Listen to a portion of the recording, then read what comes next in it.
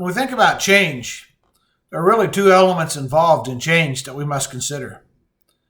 One aspect of change is, what are we going to give up? What are we going to not do that we have been doing? What are we going to give up? Second element of change is, what are we going to start doing that we haven't been doing? What are we going to take up? So the reality is that two elements of change is to give up and to take up.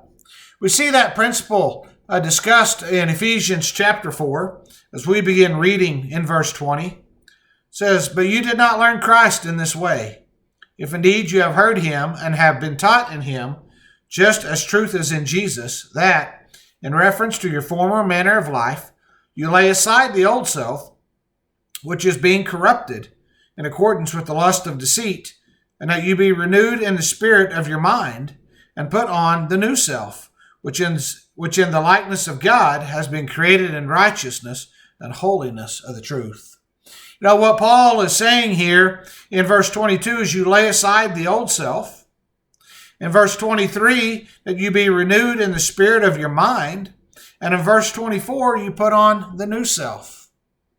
You know, the transformation that's alluded to, as we talked about yesterday, is in the mind. But it's a doing away with something. It's a, as it says here in the text, it's a laying aside and it's a putting on something new. It's a giving up and it's a taking up. You know, the reality is we all want some kind of change in our lives from time to time.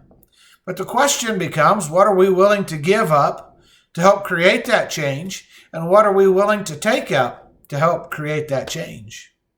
As we go forth from this point, as we've been talking about opportunities and change and our attitude toward those things, that question must be dealt with. What are we willing to give up?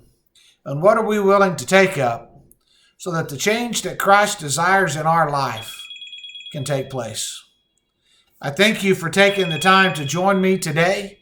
I pray that you have a good day, and I pray that Christ will be glorified in all that you do.